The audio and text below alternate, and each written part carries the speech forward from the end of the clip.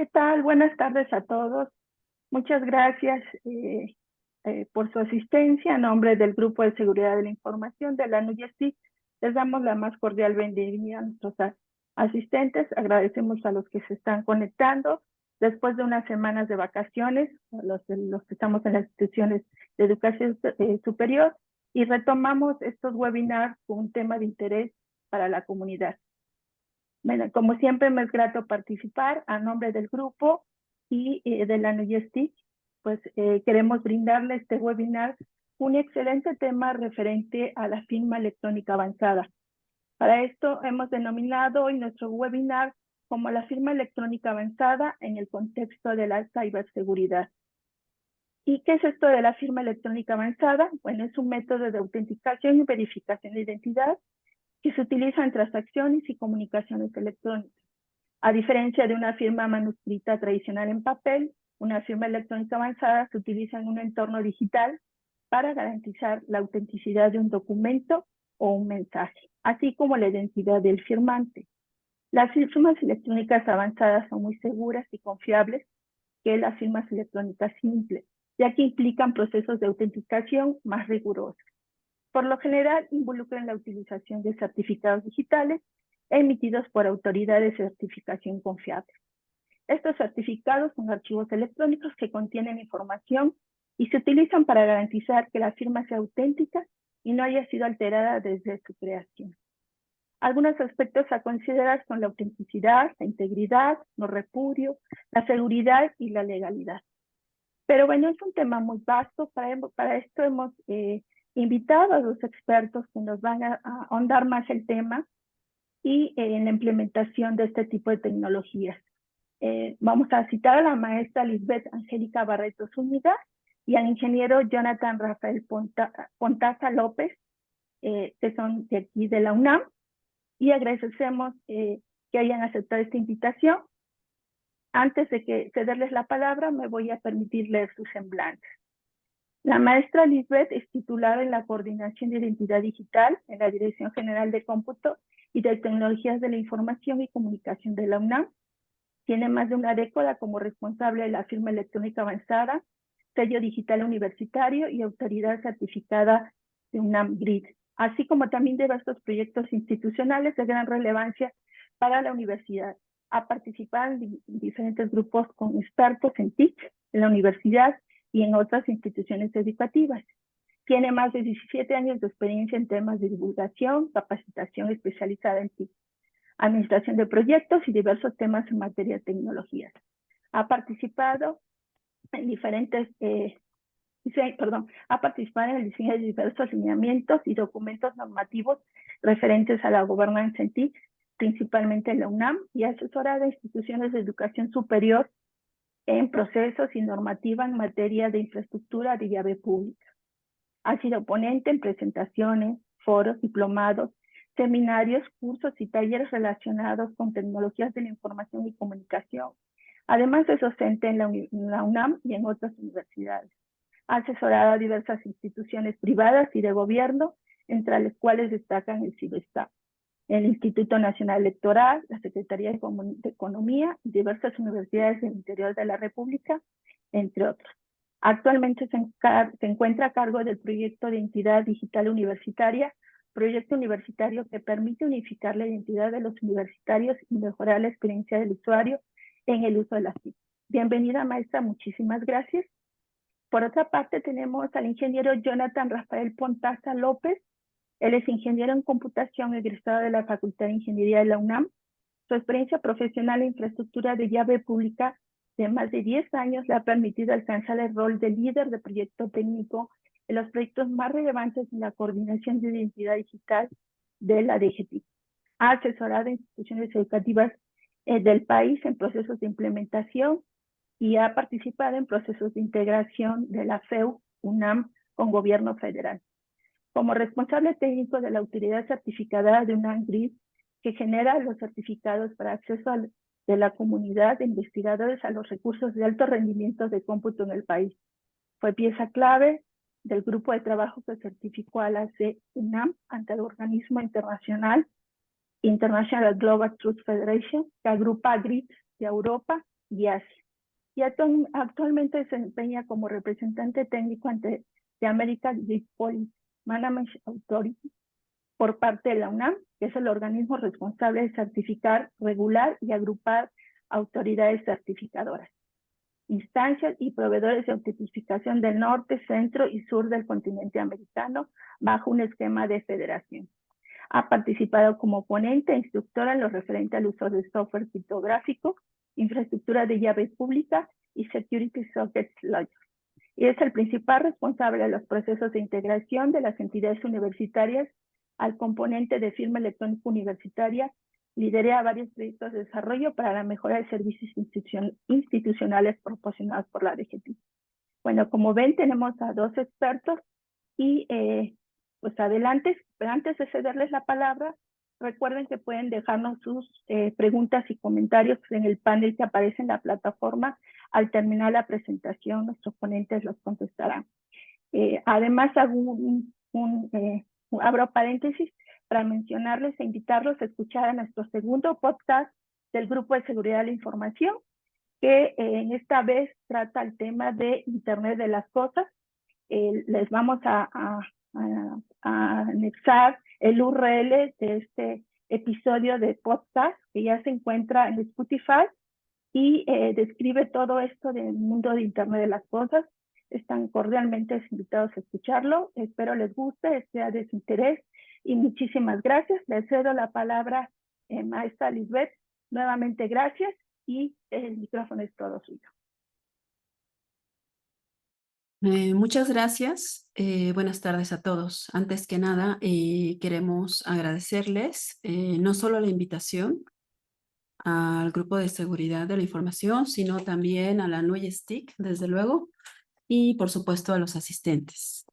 Agradecemos mucho su atención y bueno, la intención de esta plática es, decidimos estructurarla de tal forma que les platicaremos un poco de algunos conceptos básicos que tienen que ver con firma electrónica, un poco de la experiencia que nosotros hemos tenido, no solo como parte de una autoridad certificadora raíz, sino incluso en los diferentes organismos, instituciones privadas, instituciones gubernamentales o incluso universidades con las que hemos tenido oportunidad de trabajar. También les daremos un poco de nuestra experiencia como usuarios finales y bueno, la idea es hacer esto como una especie de presentación, plática, diálogo que nos permita un poco a todos tratar de compartir estas experiencias. Primero de nosotros hacia ustedes y después, si ustedes lo gustan, hacia nosotros. Bueno, empezaremos, como les decíamos, con algunos conceptos muy básicos que todos tenemos muy presentes. En este tema de la cybersecurity o la ciberseguridad, específicamente en lo que se refiere a transacciones electrónicas, sabemos que actualmente hay muchos elementos que nos ayudan a resolver algunos de los retos que tiene precisamente todo tipo de transacción electrónica. En este caso, generalmente uno de los retos que tenemos es cómo garantizarle a las partes involucradas la seguridad y certeza del proceso. Sabemos que a pesar de que en el mundo análogo o presencial no necesariamente existan todas estas garantías, cuando nos trasladamos a un ámbito digital o electrónico, esto se vuelve una demanda constante de parte de quienes son, en este caso, los usuarios de los sistemas. Entonces, una de las demandas más comunes es preguntarnos cómo vamos a garantizarles algunos aspectos tan relevantes como puede ser la confiabilidad. La confiabilidad de los procesos a través de los cuales se van a llevar las transacciones electrónicas, la confiabilidad de la fuente, es decir, del origen de los datos, la confiabilidad de que la información que se está subiendo es la información que en principio emanó del emisor y desde luego el contenido. Estos son algunos de los aspectos a los que nos vemos enfrentados cuando empezamos a trasladar de procesos que se encuentran en el mundo análogo hacia el mundo digital. Otro de los retos que tenemos también es el cómo asegurarnos de que alguien no niegue la autoría de un mensaje. Estos son conceptos que brevemente se mencionaron hace un momento y en los que vamos a profundizar y que sabemos que son pilares de la firma electrónica. Pero lo que estamos haciendo a través de estas dos primeras láminas es darles esta introducción o este mapa conceptual general de algunos de los elementos que se consideran cuando empezamos a hablar de transacciones electrónicas y de seguridad. El negar la autoría del mensaje es algo que se vuelve un reto cuando no contamos con elementos que nos permiten garantizar o por lo menos comprobar que alguien generó un mensaje y por ende hacerlo responsable de los actos que están plasmados, en este caso si se firma electrónicamente. El tema de protección de datos personales que ha estado en boga en los últimos años, pues también implica un reto para los sistemas, el cómo garantizamos, uno, la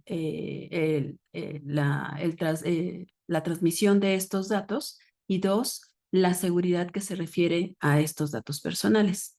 Desde luego, aspectos como la validez y el reconocimiento legal es una de las fortalezas de la firma electrónica y el que la información no se altere, así como que permanezca confidencial.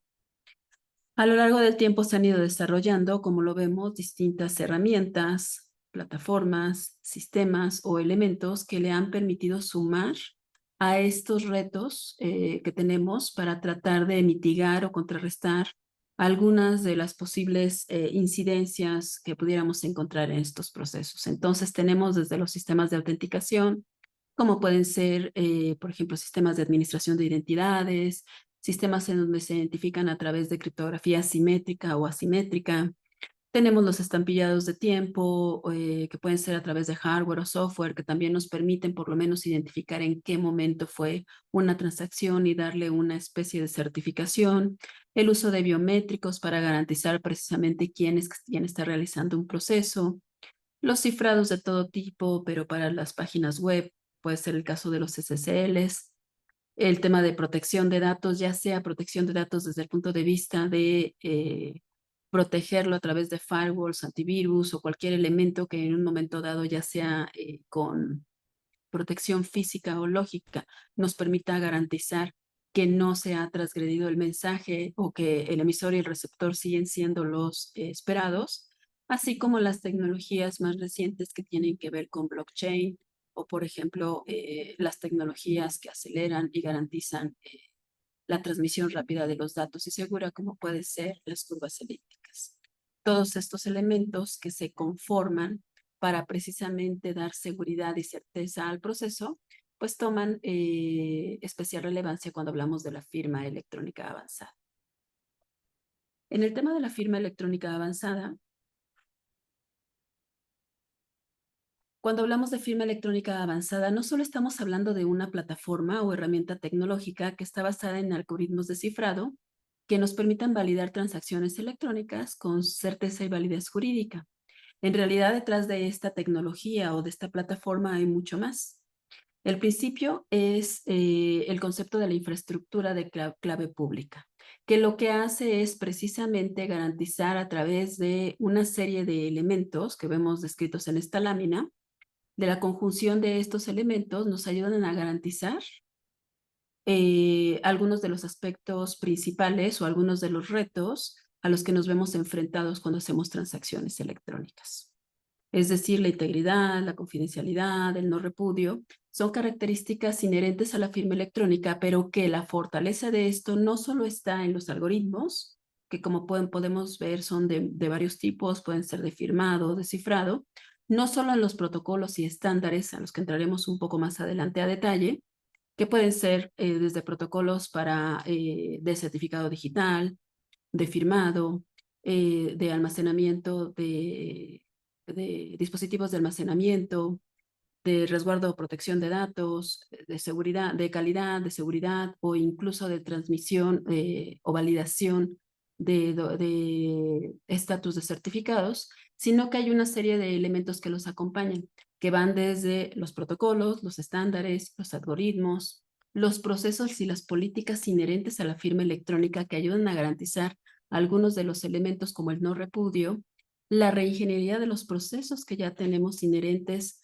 a las organizaciones y que ahora al volverse electrónicos implican un reto y una revisión, así como desde luego los obvios, que son la infraestructura tecnológica, los servidores, los dispositivos criptográficos, los estampillados de tiempo, la arquitectura per se para garantizar no solo la disponibilidad de los servicios, sino la seguridad y el resguardo en los diferentes repositorios, sino también los componentes que integran a la firma electrónica, que empiezan desde la autoridad certificadora, con su correspondiente autoridad raíz e intermedia, la autoridad registradora, el componente de firma electrónica o los certificados digitales en sus diferentes modalidades y los actores que lo integran.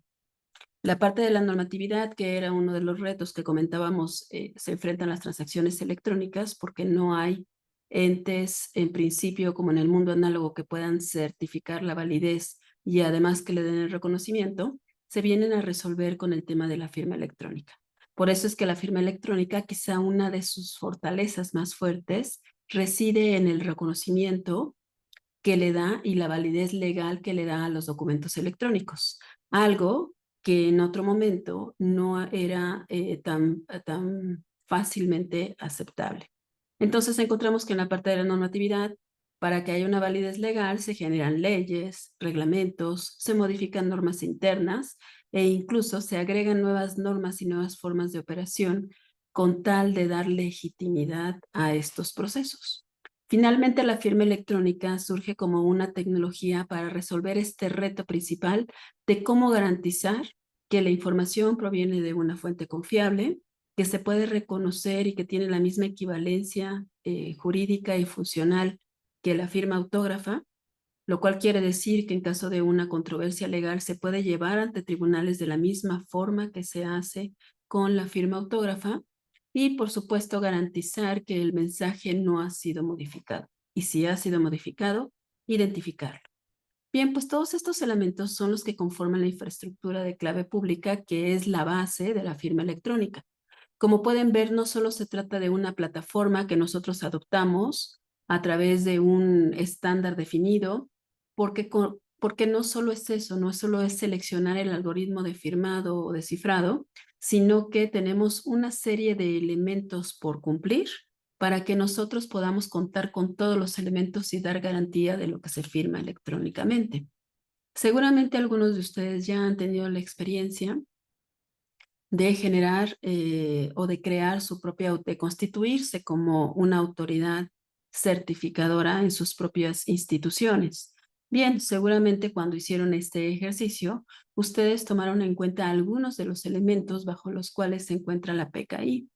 ¿Qué son estos? Son los protocolos, los estándares, los algoritmos, las infraestructuras, las políticas y todos estos elementos que una vez integrados y conformados nos permiten autoconstituirnos al interior como entidades certificadoras y por ende firmar con la plena convicción de que todo lo que se firme electrónicamente tendrá validez al exterior. El reto para nosotros como universidades es precisamente basados en estos estándares, ver cómo podemos intercomunicarnos, cómo podemos reconocernos y homologarnos como universidades para que podamos confiar en lo que venga firmado de cualquiera de las autoridades certificadoras que cumplen con estos elementos. Lo que vemos aquí se traduce en políticas de operación, se traduce en procesos que al final nos conforman como una autoridad certificadora confiable y por ende estamos en posibilidad de interoperar con otras áreas. Bien, esto que vemos aquí es un poco de lo que les vamos a platicar. Adelante, ingeniero. Sí, muchas gracias. Bueno, como lo acaba de indicar la maestra, la, la parte de la firma electrónica conlleva una serie de elementos que tenemos que conjuntar para poder llegar a nuestro objetivo, ¿no? En este caso, nosotros, a lo largo de nuestra experiencia y de la necesidad de este proceso, llevamos a que juntamos algunos de los elementos para nosotros que le dan valor a la PKI, ¿no? En este caso, uno de los valores principales es la autenticación, el no repudio, la confidencialidad y la integridad. Todo esto hacen un conjunto para garantizar la seguridad y la protección de datos personales, así como el mensaje, ¿no? O lo que nosotros necesitamos y deseamos transmitir hacia nuestros destinatarios. Entonces, hablando ya más en específico de cada uno de nuestros elementos, pasaremos primero con la autenticación. La autenticación se basa principalmente en que el firmante o el emisor de la firma sea quien dice ser. Entonces, para esto lo que necesitamos es, o lo que requerimos es que alguien nos avale, ¿no? Entonces, para que nos avale necesitamos un tercero confiable, que en este caso es la autoridad certificadora raíz o una subautoridad certificadora y una autoridad registradora. ¿Esto para qué? Para que este tercero confiable pueda garantizar la identidad de nuestro firmante y pueda hacer uso de el certificado y la contraseña. Todo esto es un conjunto en el que nosotros requerimos también o hacemos uso de política de certificados. No solo es genero mi autoridad y te entrego tu certificado y ya no. Aquí tratamos de que sea un proceso eh, legítimo en el que yo le voy a entregar a la persona un certificado y yo voy a avalar que esa persona es quien dice ser, en el que en nuestras políticas definimos tiene que venir presencialmente, le entregamos sus derechos y obligaciones para que el usuario lo conozca y pueda dar continuidad, ¿no? Entonces, eso al receptor de la firma electrónica o del mensaje, pues le otorga una garantía de que el firmante reconocerá todo lo que está haciendo y todo lo que firmó. Eso es la autenticación en lo que nosotros vislumbramos, ¿no? Que no solo es la plataforma tecnológica, sino que hay una serie de elementos que lo conforman para que le dé certeza a nuestras partes. Exacto, entonces en esta parte de la que hablamos, en la que todos los elementos se integran y se conjuntan de la PKI, precisamente para responder al reto de cómo le vamos a garantizar a quien está recibiendo un mensaje firmado que proviene de quien dice ser, como bien explicaba el ingeniero, hay una serie de elementos que se deben de cumplir. Y uno de ellos es que se deben de seguir una serie de procesos y procedimientos, una serie de políticas para garantizar que los elementos para firmar están bajo control absoluto del firmante o del titular de un certificado. Por ello es que una vez que se cumplen estos y que nosotros damos garantía de que se generó conforme a lo que establece la norma, podemos tener la certeza de que si un documento o bueno, una transacción viene firmada electrónicamente, es única y exclusivamente a través del titular del certificado. ¿Por qué? Porque él es quien se presentó, se autenticó, validó su identidad ante un responsable que en este caso le entregó los medios para que generara su certificado digital. Este generó en total secrecía su contraseña y solo él tiene el control de estos elementos. Por ende, es la única persona que pudo haber firmado un mensaje. Si cualquiera de estos elementos se quebranta y entramos en una controversia de que alguien niegue la autoría de un mensaje, entonces, si nos fuéramos ante una instancia externa o un tribunal o un superior, el firmante, el titular del certificado o firmante podría alegar quizá que su certificado no fue entregado en las condiciones idóneas, no firmó la carta responsiva que correspondía para garantizar que él entendía cuáles eran los derechos y obligaciones, así como aceptaba que generó su certificado bajo su absoluto control. Cualquiera de los elementos que se rompan de esta política podrían implicar que el usuario o el titular podría negar la autoría de un mensaje. Por eso es que la PKI define el proceso, la política y el procedimiento que se debe de seguir, que va desde la creación desde una autoridad certificadora raíz confiable, que cumpla con una serie de parámetros o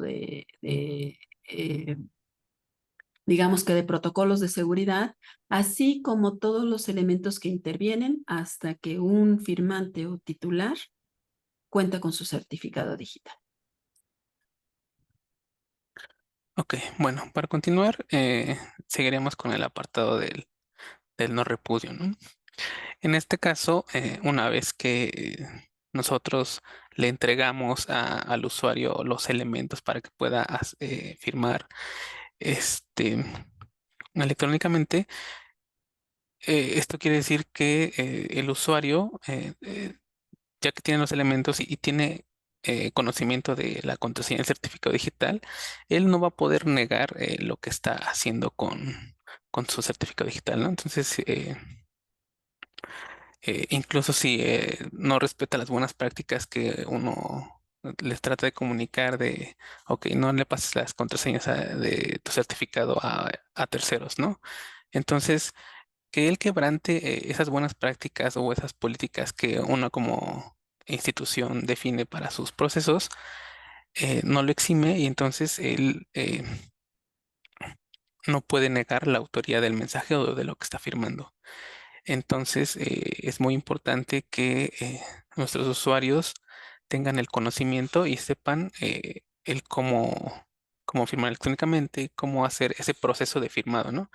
Aquí retomamos el punto de no solo es de te entrego el certificado, ¿no? También nosotros llevamos una serie de políticas para poder guiar al usuario y que pueda hacer un buen uso del certificado y así poder hacer o completar el proceso de firmado.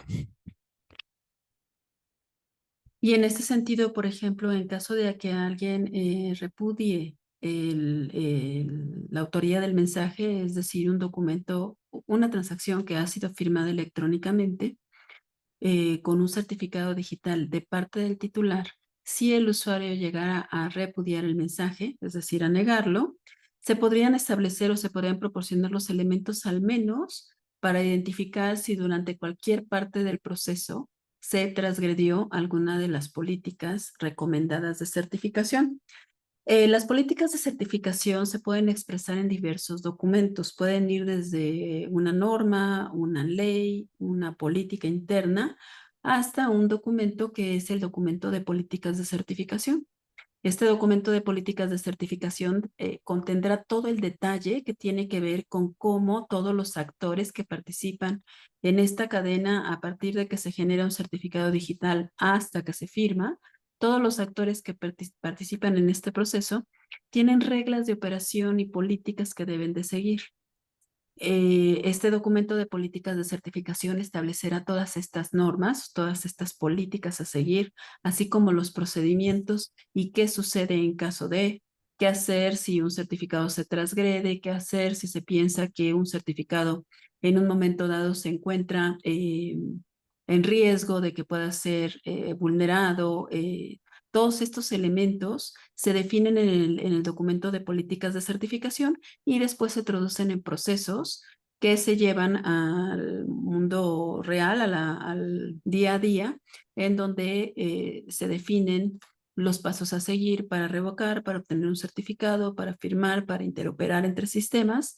Y esto ayuda a que cuando se presentan situaciones como el no repudio, podamos, a través del seguimiento o la verificación del cumplimiento de todo esto que se estableció en las políticas, determinar si procede o no el que alguien pueda repudiar el mensaje. Pero en principio, la firma electrónica establece que cualquier documento firmado electrónicamente por cumplir con todos estos elementos no puede ser repudiado.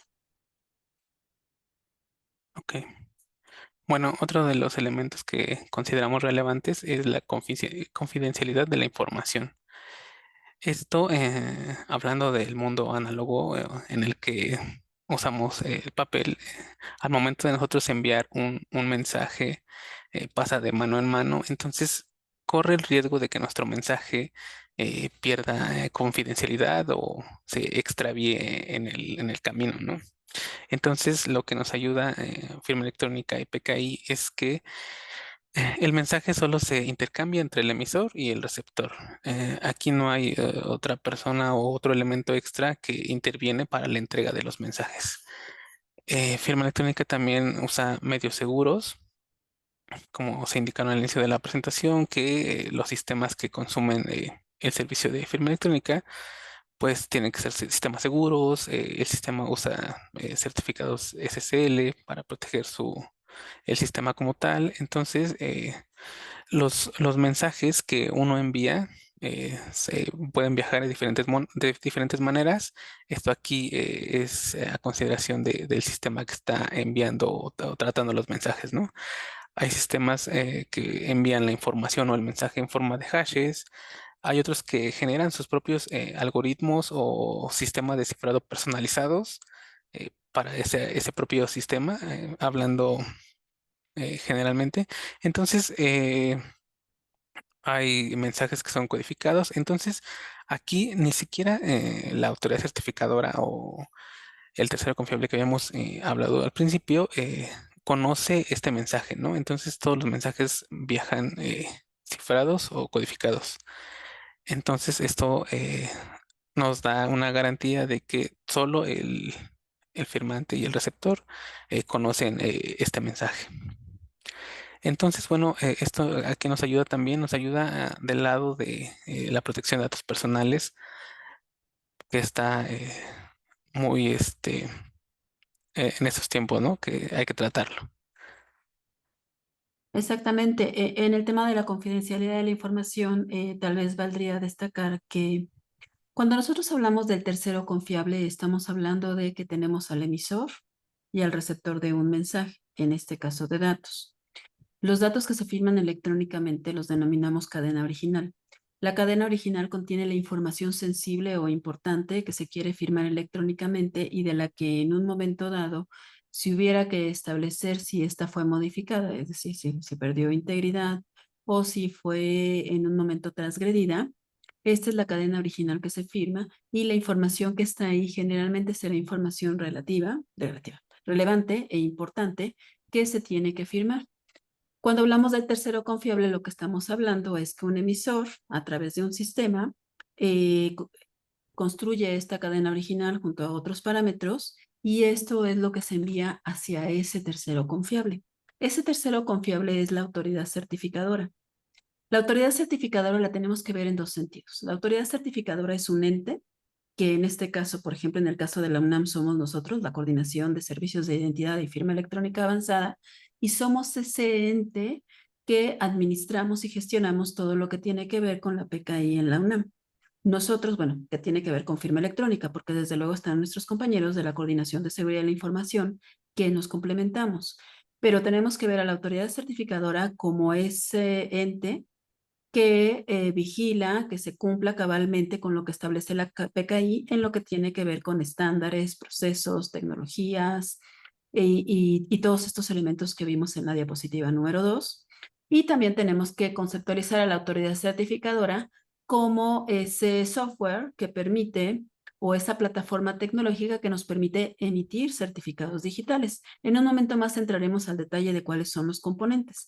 Entonces, cuando hablamos del tercero confiable, estamos hablando de la autoridad certificadora como ese ente que vigila el cabal cumplimiento de todos estos elementos. Bien, cuando se integra una cadena original que se va a mandar a firmar, estamos hablando de que se genera a través de un sistema que hace las veces de emisor. Participa, este emisor envía hacia la plataforma tecnológica a firmar electrónicamente un documento y nosotros somos ese tercero confiable.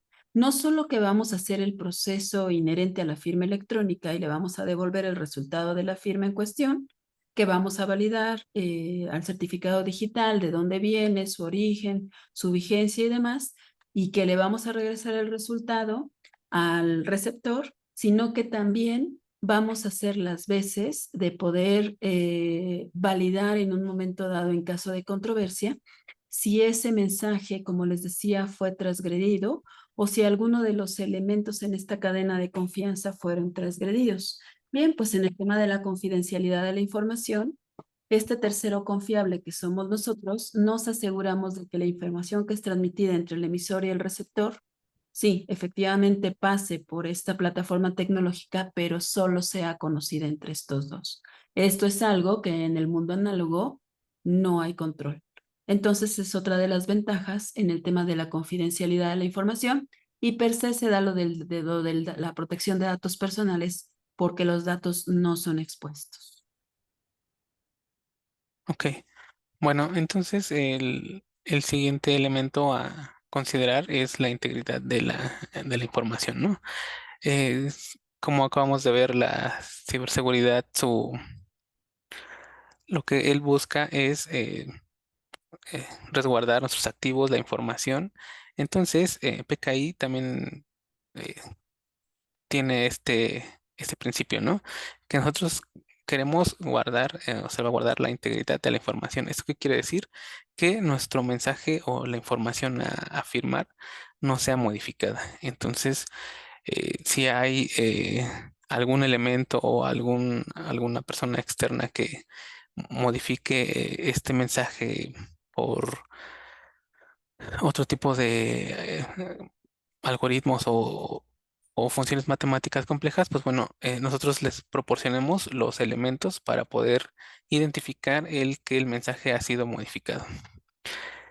Esto, hablando particularmente de la universidad, lo que hacemos cuando hacemos procesos de integración hacia los sistemas que quieren el consumir o hacer uso del servicio de firma electrónica, nosotros también tenemos una serie de políticas para que puedan hacer uso del servicio.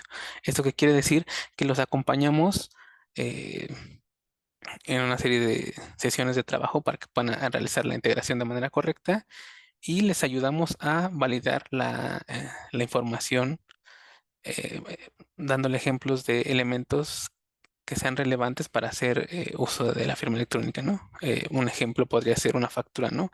Si uno quiere enviar a firmar datos de una factura, nosotros les hacemos la recomendación de que tienen que enviar los elementos más relevantes, ¿no? El costo, el monto, quién está haciendo la transacción. Y entonces eso nos garantiza que el mensaje a firmar o a enviar sea el correcto, el idóneo y evidentemente no, una vez que se ha enviado, no se pierda o no se modifique esta información, ¿no? Entonces, nosotros garantizamos la modificación y que no sea, no garantizamos que no sea modificado el mensaje. Entonces, como podemos ver, lo que hace la tecnología o la plataforma, bueno, la herramienta tecnológica de firma electrónica avanzada es que otorga a esa transacción electrónica una serie de elementos que veíamos al principio, que son los retos cuando queremos que, en este caso, entidades ajenas a nosotros puedan aceptar una transacción electrónica como válida.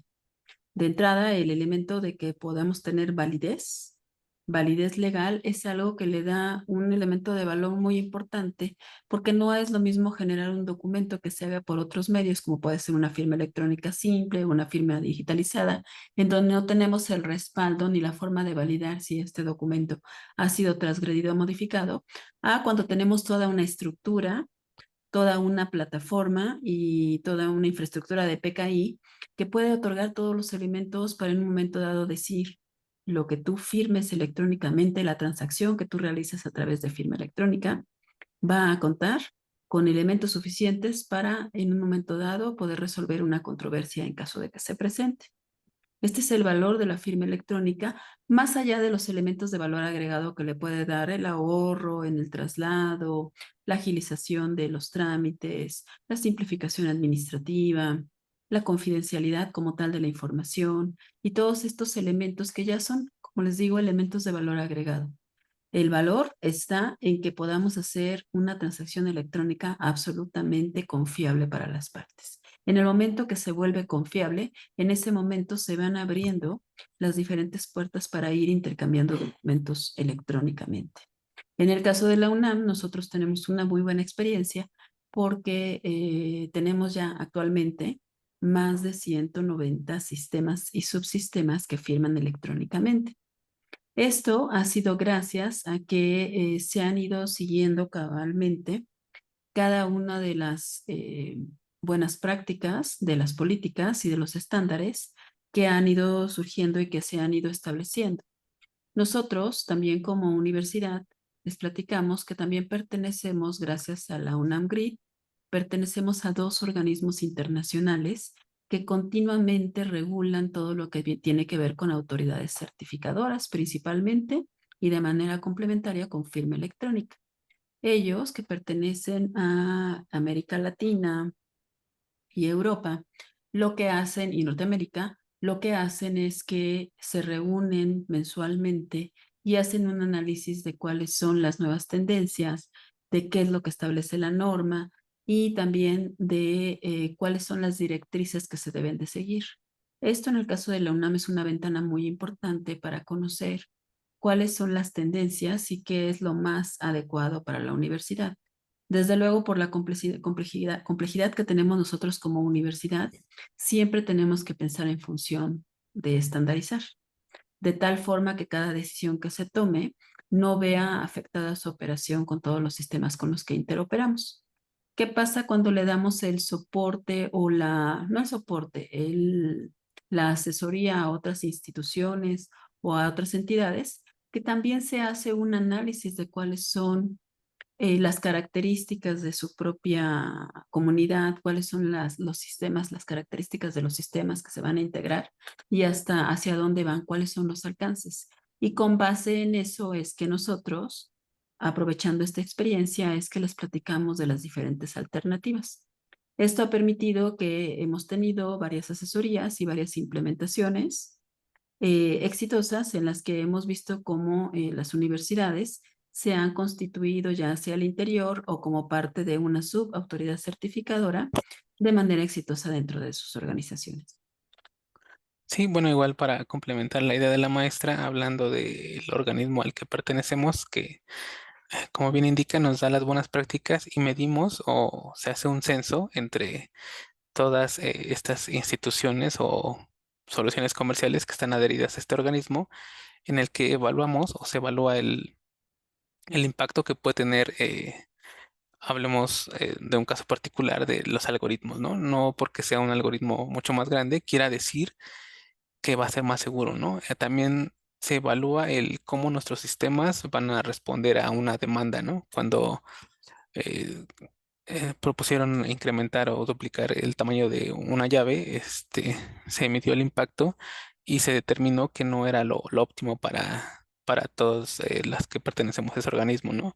Porque nos consume recursos, nosotros ya no podríamos dar la atención al usuario de firmado en tiempo, ¿no? Nosotros lo que procuramos también es que la experiencia del usuario sea óptima y no tenga tiempos excesivos de respuesta. Entonces, sí, el organismo nos ayuda y nos guía acerca de cómo manejar las autoridades. Entonces, bueno, una vez que vimos los elementos de PKI, podríamos ya hacer un pequeño resumen de qué son los componentes que conforman una PKI. En este caso, hablaremos primero de una autoridad certificadora raíz, que esta es la encargada de darle confianza o dar a una institución de educación superior el poder. Entonces, por eso crea una subautoridad certificadora de emitir certificados a usuarios finales. El uno, a lo mejor, si algunas entidades ya se constituyeron, a lo mejor ellos generan su autoridad y debajo de ellos, en un esquema de jerarquía, pues genera los certificados digitales, ¿no? Entonces, aquí tratando un poco de jerarquizar este tipo de, o tener las escuelas de educación superior a un mismo nivel, lo que podemos o se plantea es generar una autoridad certificadora raíz que avale a las entidades de educación superior y ya estas a su vez puedan generar certificados para usuarios finales. Otro de los componentes que existen, bueno, es la autoridad registradora, ¿no? Esta es la entidad encargada de avalar la identidad del usuario y poder entregar el certificado a nuestros usuarios finales. Otro de los componentes, bueno, pues ya es el componente de firma electrónica que una vez que nuestro usuario final ya cuenta con su certificado, ya cuenta con los elementos necesarios para poder hacer una firma electrónica y transmitir el mensaje, pues bueno, ya ese es un componente que es de los más importantes. Dentro de este va inmerso la autoridad de validación, que bueno, en tiempo real, cuando un usuario realiza la transacción, El componente lo que hace es, o la firma electrónica es validar que este certificado de este usuario esté activo y vigente, ¿no? Porque no quiere decir que si a un usuario le entregamos un certificado y tiene X vigencia, y entonces al cabo de esa vigencia trata de usarlo, pues el componente tiene la capacidad de validar ese certificado, porque no dejaríamos o no se permitiría que un usuario final firme con un certificado revocado, con un certificado expirado o suspendido, ¿no? Entonces, ese es un elemento muy importante al momento de hacer la transacción, el validar el estatus del certificado, porque como lo acabo de mencionar, es muy importante que se verifique esto, ¿no? Para que la transacción sea correcta. Y bueno, entonces, algo de podríamos hacer los actores, que son los titulares de los certificados, que son las personas que van a hacer uso de la firma electrónica, los agentes certificadores y las entidades. Entonces, esto es un conjunto de varias cosas para la PKI, ¿no? La tecnología, los protocolos para entregar un certificado y ya la solución de firmar electrónicamente. Entonces, esto es lo que a grandes rasgos consideramos que es que son los componentes de una PKI para firma electrónica. En el tema de, perdón, en el tema de cuáles son los elementos que conforman a una PKI de firma electrónica, estamos hablando de que el 1, el 3, el 4 y el 5 son obligatorios. Son los elementos mínimos con los que se debe de integrar una estructura para firmar electrónicamente. Quienes actualmente ya cuentan con una solución, lo primero que hicieron fue seleccionar una plataforma, un proveedor o una tecnología que les permitiera generar su propia autoridad certificadora. Esta autoridad certificadora se denomina autoridad certificadora raíz y se establecen una serie de criterios, parámetros para definir esta autoridad y los certificados que emanen de ella. ¿Por qué decía que el 1, el 3, el 4 y el 5 son los válidos y son los mínimos necesarios y no necesariamente el 2? Porque efectivamente todo esto funciona bajo un esquema jerárquico de confianza, donde el nivel superior lo tiene la autoridad certificadora raíz y esta firma a los certificados que emanan de ellos. Pero en este sentido se puede o no tener subautoridades certificadoras. Hemos conocido muchas entidades que tienen su autoridad certificadora raíz y de ahí se generan todos los certificados digitales de entidad final que corresponden, así es como se denominan, los certificados de los usuarios, de los titulares. Esto lo hacen generalmente porque no son tan complejos, porque consideran que pueden emanar de la autoridad certificadora raíz y de ahí partir la emisión de todos los certificados. Lo recomendable es que se tenga la autoridad certificadora raíz como ese nivel jerárquico superior y que en un nivel secundario, inmediatamente inferior, se tengan subautoridades certificadoras. En nuestro esquema como UNAM y en nuestra experiencia, nosotros tenemos la autoridad certificadora de la UNAM y tenemos la subautoridad que firma a las subautoridades certificadoras. La subautoridad certificadora puede ser una universidad, puede ser un instituto, puede ser cualquier otro ente que va a firmar y puede ser la misma UNAM, pero como una emisora de certificado digital. La autoridad certificadora se queda simplemente como aquella que va a firmar a las subautoridades certificadoras y de las subautoridades certificadoras, ahora en este esquema jerárquico, se generan los certificados digitales. Una ventaja de hacerlo mediante este esquema es que estas subautoridades pueden tener políticas, algunas sí se emanan, no se emanan, se heredan de la autoridad certificadora raíz, pero pueden otras ser particulares para cada subautoridad certificadora. De tal forma que, por ponerles un ejemplo, en la subautoridad certificadora 1 podemos tener certificados vigentes por 4 años, mientras que en la subautoridad certificadora 2 podemos tener certificados de 1 año. Y de esta forma podemos ir particularizando para distintos enfoques, distintas necesidades y distintos alcances. Nosotros también, además, nos permiten estos esquemas de autoridad certificadora raíz y subautoridades el resguardar las llaves raíz y las llaves que firman a estas subautoridades certificadoras en dispositivos criptográficos. El tema de la autoridad registradora, bueno, las RAs, y perdón que sea tan insistente en este punto, estamos partiendo del hecho de que no todos tenemos conocimiento o experiencia con la generación de una PKI de firma electrónica.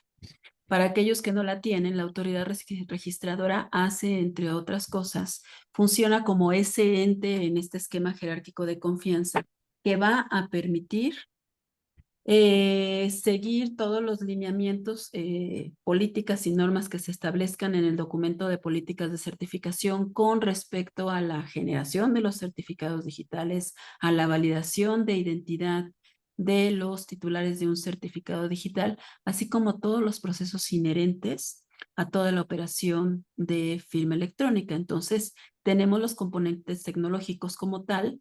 La autoridad registradora tendrá una parte de sus componentes tecnológicos para poder entregar los certificados digitales. Quizá el ejemplo por excelencia podría ser uno por el que todos hemos experimentado, que tiene que ver con el SAT. En este caso, hay una autoridad certificadora central y lo que a nosotros nos es familiar es cuando nosotros nos presentamos a entregar los elementos que validan que somos quienes decimos ser, es decir, que validan nuestra identidad.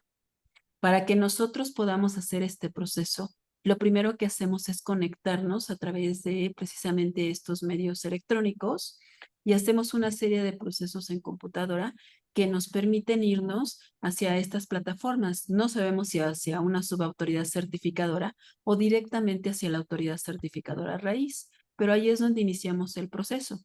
Cuando nosotros nos presentamos ante algunas de las oficinas del SAT y damos elementos que autentiquen quiénes somos, como puede ser nuestra identificación, un biométrico como puede ser la huella digital y el reconocimiento de nosotros en persona, es una autoridad registradora la que está haciendo este ejercicio.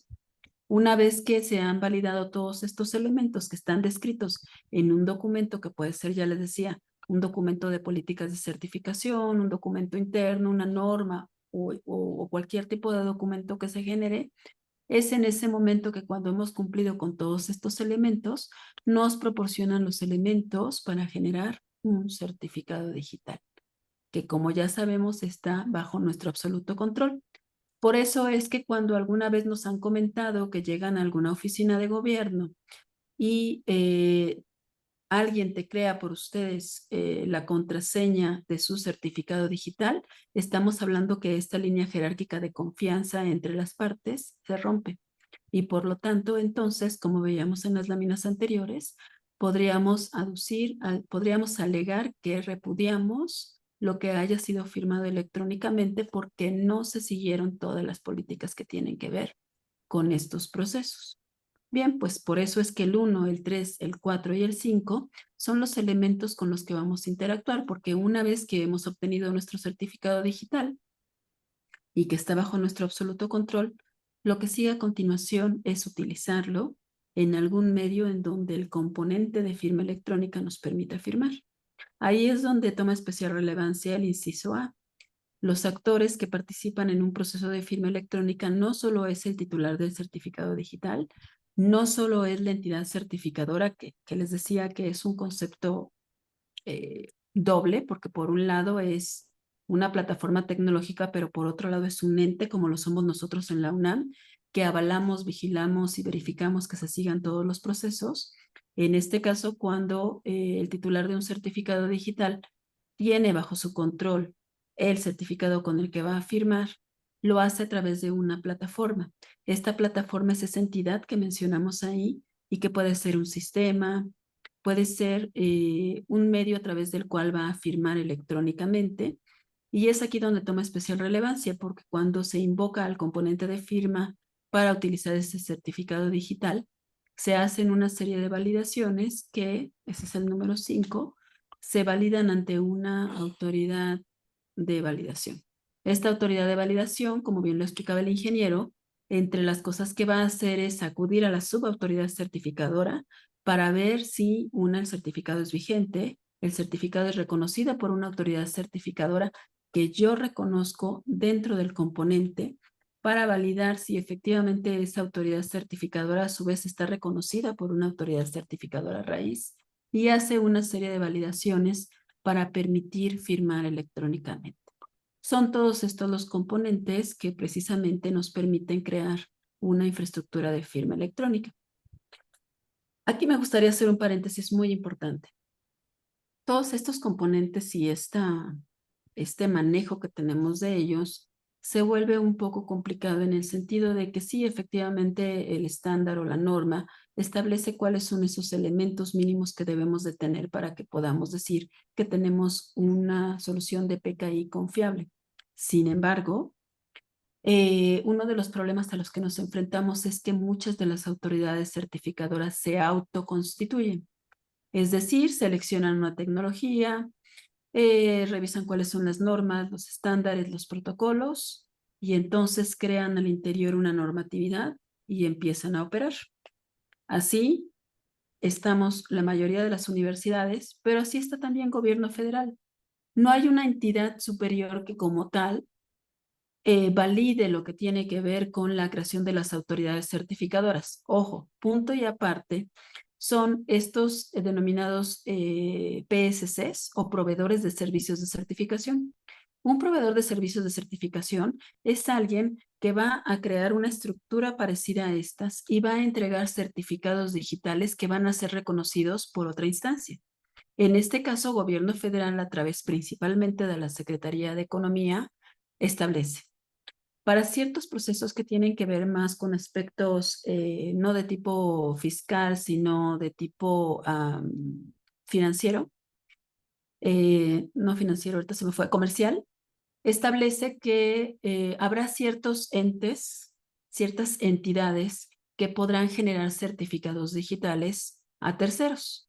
Estos terceros a los que les genere un certificado digital, cuando firmen una transacción electrónica, serán reconocidos no solo por ese que les generó el certificado digital, sino a su vez por esa instancia superior que está reconociendo a ese proveedor de servicios de certificación. Ese es el nivel que tenemos como de autenticación o de validación, pero eso no quiere decir que una autoridad certificadora que se ha autoconstituido bajo sus propias, cumpliendo con estándares, pero que se ha autoconstituido bajo sus propias normas de operación, no quiere decir que no sea válida. Simplemente lo que quiere decir es que no está reconocida por un tercero. Entonces, uno de los retos a los que nos enfrentamos es que cuando nos autoconstituimos, el primer cuestionamiento es quién te avala a ti para decir que en un momento dado tú estás certificado para poder generar firmas electrónicas y por ende proporcionar un servicio. En realidad este es un vacío que estamos tratando de resolver de manera conjunta en la NUYES y que eventualmente les platicaremos porque no es objeto de esto. Pero esto es importante porque entonces la única guía que tenemos es establecer una red de contactos con aquellas autoridades certificadoras que se han constituido ya en el tiempo. Otra, revisar lo que hay en tema de normatividad y leyes a nivel nacional porque finalmente pues tenemos que estar, si no homologados, por lo menos en congruencia. Y lo más importante, pues revisar todos los estándares y todos los protocolos que existen, referentes, como veíamos, al cifrado, al firmado, a los dispositivos criptográficos de almacenamiento y todos estos a la NOM 151 y todo aquello que nos aplique para que al menos todos estos elementos que están conformados tengan un respaldo y que en un momento dado, si requerimos interoperar con alguien más, podamos hacerlo porque estamos bajo el mismo estándar. Ok, bueno, entonces ya si llevamos todos estos elementos a un diagrama o una solución, quedaría de la siguiente manera, ¿no? Aquí agregamos unos elementos que son unos dispositivos criptográficos que estos nos ayudan a almacenar las llaves de nuestras autoridades o en su defecto las llaves de los certificados digitales. Entonces, como habíamos visto en la lámina anterior, el nivel jerárquico más alto es la autoridad certificadora raíz, que es la encargada de darle fe a la subSEA y ella pueda a su vez emitir certificados digitales, ¿no? Entonces, aquí lo que pasa es que realmente la SOPSEA le entrega el atributo, si es que lo queremos llamar así, es para que pueda emitir certificados digitales con ciertas características, como lo acaba de indicar la maestra, ¿no?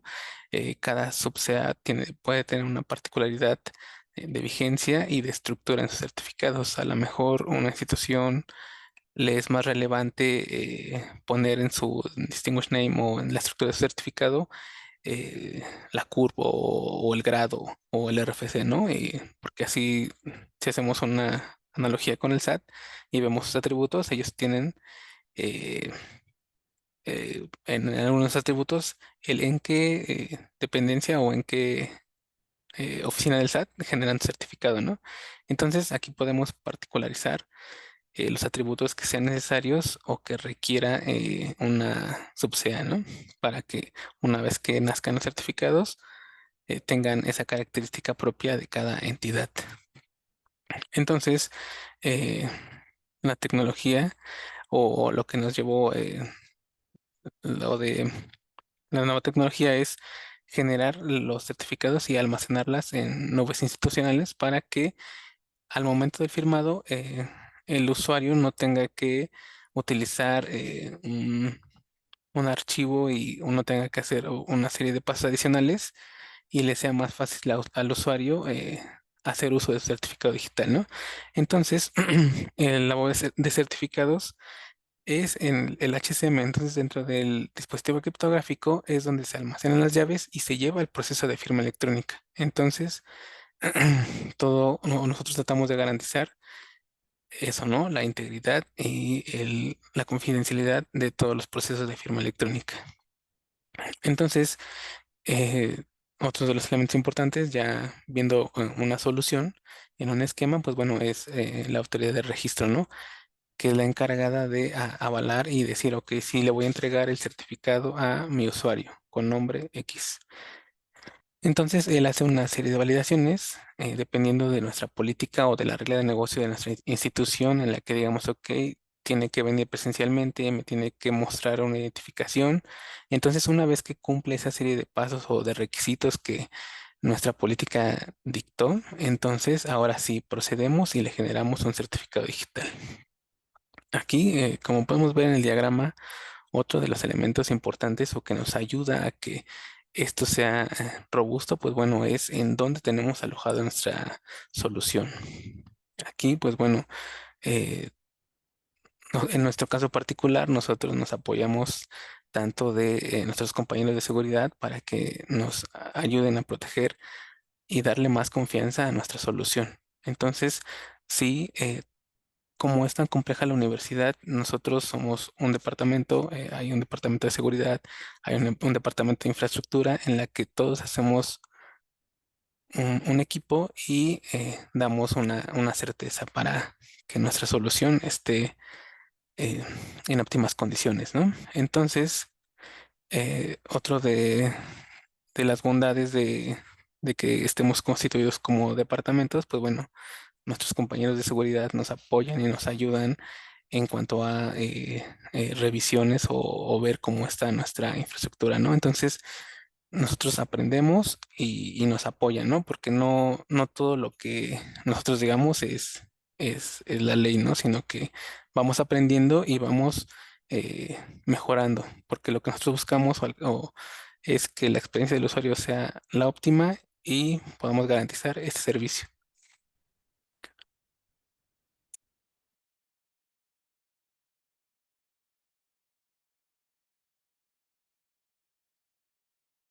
Bueno, lo que les mostramos en la diapositiva anterior era un esquema muy conceptual de lo que podría ser una estructura de firma.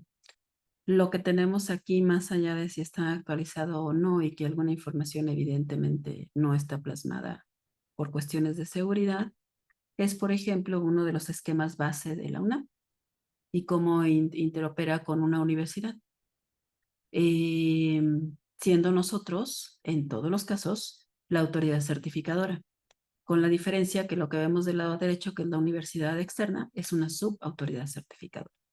Entonces, nosotros partimos de que somos una autoridad certificadora central, raíz, perdón, y como autoridad certificadora raíz, ya les decía, como entidad, regulamos a través de un comité técnico todo lo que tiene que ver con la operación desde el punto de vista normativo, que no se transgreda nada que tenga que ver con la norma universitaria, con los procesos universitarios, que se defina qué procesos sí se integran y cuáles no, y que no se transgredan desde luego ningún tipo de derecho de algún trabajador o algún universitario.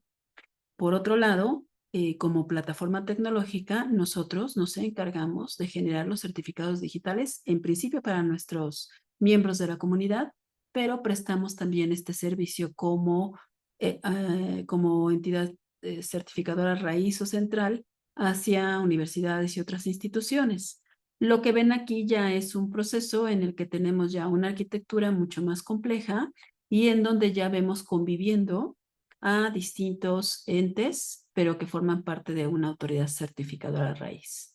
Entonces tenemos tanto usuarios de ambas partes, pero aquí hay algo muy importante. Al emanar y proceder de la misma autoridad certificadora, tenemos pleno reconocimiento entre estas instituciones. Entonces nosotros tenemos N cantidad de instituciones que están adheridas como subautoridades certificadoras a la autoridad certificadora central de la UNAM, y cualquiera de los miembros o de los certificados de entidad final que se traducen en usuarios con un certificado digital para firmar electrónicamente que emane de estos, puede firmar sin ningún problema en nuestros sistemas o plataformas de la UNAM. ¿Por qué? Porque finalmente todos provenimos de la misma autoridad certificadora. Y en este esquema jerárquico de confianza, en donde les decía que hay una serie de actores que deben de participar y que deben de cumplir con las normas y políticas establecidas, precisamente por emanar de la misma autoridad certificadora, es que podemos tomar como válido aquello que se está generando en otras subautoridades certificadoras. ¿Qué pasa, por ejemplo, si quisiéramos no interoperar, si quisiéramos reconocernos con una universidad que generó su propia autoridad certificadora en Chiapas, en Veracruz o en Colima? Bueno, lo que tendríamos que hacer es que es una de las preguntas que por ahí ve, ¿cómo haríamos para poder integrarnos? Bueno, cada autoridad certificadora que se autoconstituye lo tiene que hacer al interior. Tiene que establecer sus normas, tiene que tenerlas definidas y validadas por la instancia superior, sea esta cual sea, y tiene que establecerse un lineamiento o una norma interna que diga que a partir de tal momento es perfectamente válido y para qué, hasta dónde, cuál es el alcance. Pero cuando hablamos de terceros que a lo mejor tengan una solución de firma electrónica, lo que tenemos que hacer es ver si desde el punto de vista de lo que establecen las propias normas y los propios estándares de cada autoridad certificadora, estamos en capacidad de reconocer aquello que venga de otra autoridad ajena a nosotros. Eso es lo que se tiene que revisar, porque mientras cumplamos con estándares, la parte técnica está subsanada. El problema se encuentra en que nosotros estemos de acuerdo en que se cumplen con los requisitos mínimos para que las firmas electrónicas que provengan de la otra autoridad certificadora sean confiables para mí, como para permitir que algo que venga firmado con una firma de aquella universidad o de aquella institución sea reconocida por esta. Ese es, creo que, el punto fundamental, el cómo hacer para establecer esos criterios mínimos bajo los cuales yo voy a aceptar como una autoridad certificadora externa firmas electrónicas de otra autoridad. Un ejemplo muy práctico. Nosotros, que también es otra de las preguntas que vi por ahí, preguntan qué tan caro es establecer una solución de firma. Pues es tan caro como el nivel hasta donde queramos llevarlo. Tiene que ver con muchos elementos, como por ejemplo los recursos que se encuentran disponibles para este fin, el alcance, la criticidad. Para nosotros se volvió mucho más crítico en el momento que empezamos a firmar transacciones de tipo, en donde ya venía implicado dinero, de tipo financiero. En el momento que la Secretaría Administrativa entró a los procesos de firma electrónica, se volvió mucho más crítico para nosotros otorgar certeza de todos los procesos. Si bien es cierto, las actas de calificación era un punto fundamental y es uno de los ejes de la universidad, sabemos que podría resultar más interesante transgredir una transacción electrónica que tuviera que ver con recursos. En ese momento fue que para nosotros tuvimos que subir al siguiente nivel. ¿Y cuál fue este nivel? Nosotros dejamos de firmar como se venía haciendo de manera convencional a través de certificados digitales en donde se le entregaba al usuario los elementos en un dispositivo físico y empezamos a utilizar dispositivos criptográficos de tipo bancario denominados HCM, que veremos en un momento más, porque así determinamos que teníamos que subir el nivel de seguridad, de tal forma que en nuestro caso los certificados no están expuestos, se generan en se generan en dispositivos criptográficos de nivel de seguridad bancario y todos los procesos de firma se realizan dentro de estos dispositivos. Por eso es que esta respuesta de qué tan caro puede ser, bueno, pues podemos empezar por una estructura muy básica, siempre y cuando se cumpla con los estándares, se utilizan los algoritmos y demás correctos, no correctos, sino adecuados para el tipo de solución que estamos buscando, podemos estar tranquilos de que podemos implementar en un esquema, digamos, reservado en cuestión de recursos, pero lo podemos hacer tan complejo y tan seguro como se quiera hacer. Otra de las características, por ejemplo, en el caso de nosotros como UNAM, es que estamos co-ubicados.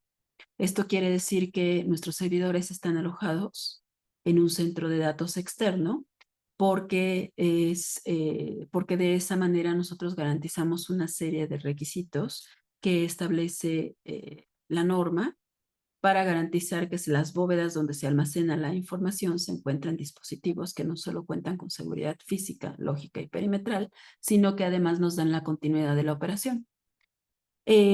Hablando de este reconocimiento entre instituciones, podríamos, por ejemplo, decir, bueno, para que nosotros podamos interoperar con alguien y podamos reconocer lo que las autoridades certificadoras que están firmando en otro lugar, podríamos poner como un requisito mínimo que tuvieran un tipo de tecnología similar de resguardo de sus certificados, bueno, de sus claves privadas en dispositivos criptográficos de nivel bancario.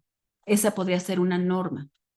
Desde luego no es así, pero esos son los elementos porque lo que estamos haciendo es construyendo un puente de confianza para decidir qué es lo que en un momento dado nos satisface como autoridades certificadoras para que nos den certeza de que lo que se hace de aquel lado puede ser reconocido de este lado. Entonces, esto responde a dos preguntas de qué tan compleja puede ser la infraestructura. Puede ser tan compleja como se desee para darle este nivel. Pueden incorporar biométricos, por ejemplo, para la identificación, como lo vemos en el SAT. Se pueden incorporar biométricos para que cuando se genere un certificado digital, pues también se valide que esta persona no solo se está presentando físicamente, sino que tenemos un elemento más de confianza que identifica quién es. Podemos agregar centros de ubicación, podemos agregar dispositivos criptográficos y hay una serie de elementos que se pueden agregar o lo pueden dejar en el esquema anterior, que es un esquema simple donde tenemos autoridad certificadora, quizá una subautoridad certificadora, componente de firma y los componentes que están en el medio. Y bueno, este esquema que ven aquí es uno de nuestros esquemas previos al final que tenemos de nuestra arquitectura, donde manejamos precisamente todos estos elementos que componen a la solución de firma electrónica. Cuando una universidad se suma a nuestro proyecto, pues se suma a toda esta infraestructura y son auditados continuamente precisamente para que ninguno de los que están subidos en esta plataforma ponga en riesgo al resto de los miembros o los integrantes de este proceso.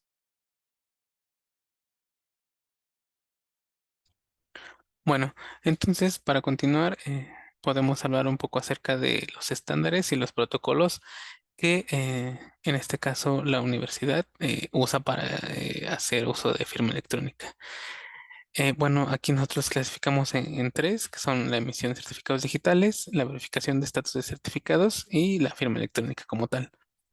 Entonces, para la emisión de certificados usamos estándares y o protocolos que van desde la creación de un certificado que pasa por las diferentes etapas, ¿no?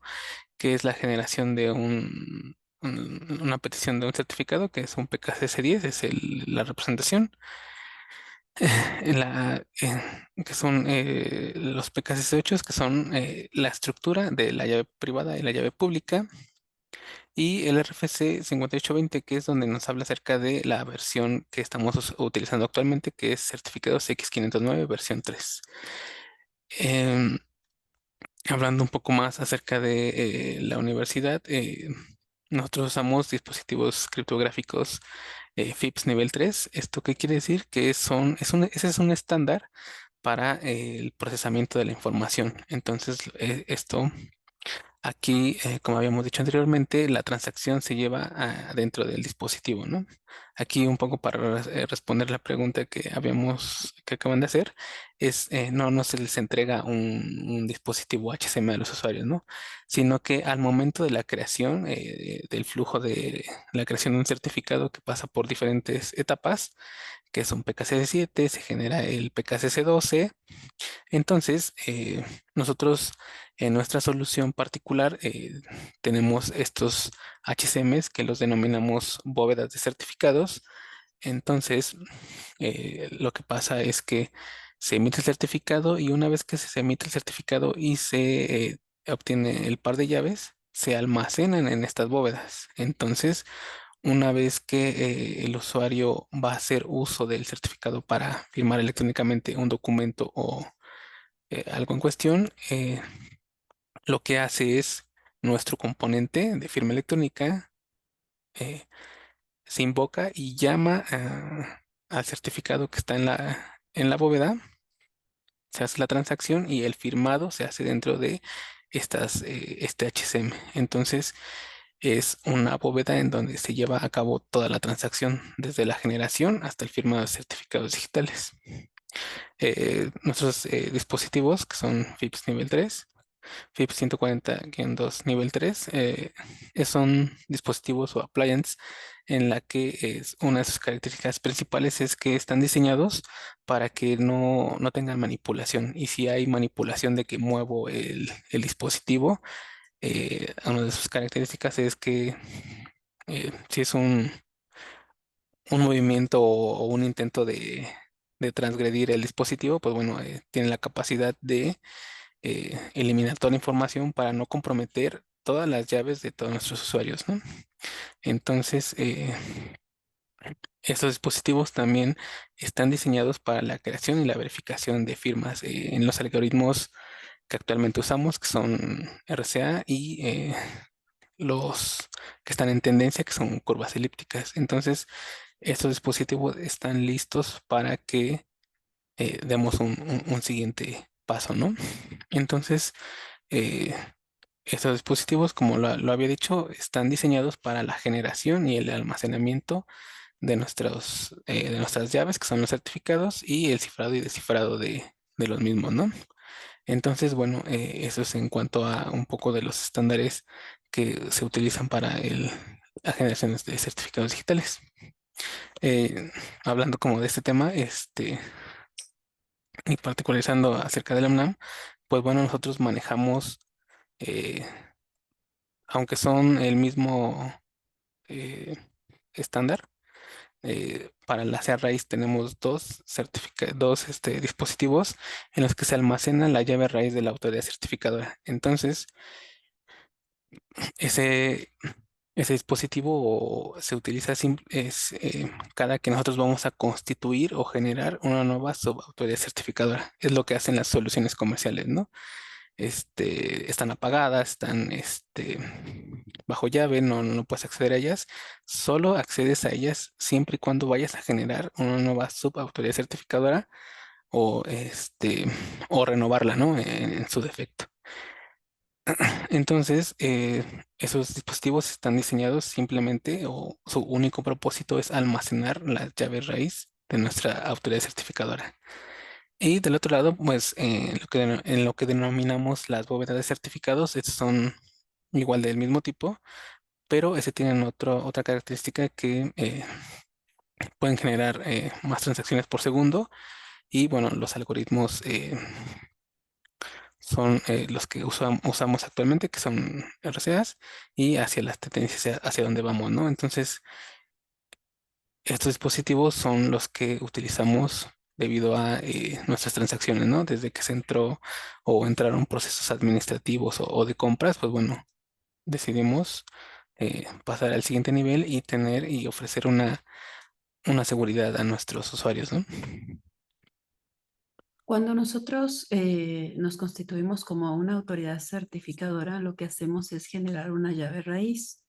Esa llave raíz, si no contamos con dispositivos criptográficos, generalmente se va a resguardar en algún sitio, en alguna bóveda.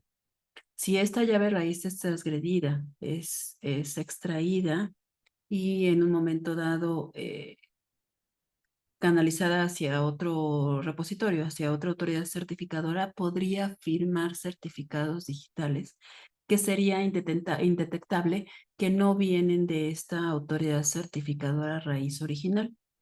Esto es la razón por la que es importante mantener protegida esta llave raíz. Estos dispositivos criptográficos, que son dispositivos físicos denominados HSMs, precisamente lo que hacen es que desde que se crea la autoridad certificadora, la llave raíz se genera en estos dispositivos criptográficos con nivel de seguridad bancario.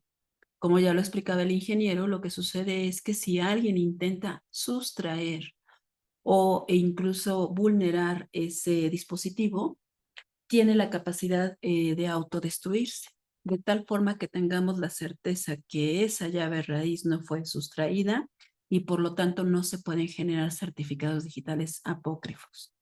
Esa es la importancia de estos dispositivos criptográficos en lo que se refiere a las autoridades certificadoras. Por eso ya explicaba que algunas de las soluciones que se tienen en muchas ocasiones es mantener en donde se encuentran resguardadas estas llaves, mantener apagados o desconectados estas llaves raíz o estas autoridades certificadoras raíz para tratar de proteger. En el caso de estos dispositivos, bueno, es una buena práctica, no necesariamente está dentro de la norma. De hecho, en la comunidad europea, no todos tienen estos dispositivos, incluso algunos lo están evaluando todavía.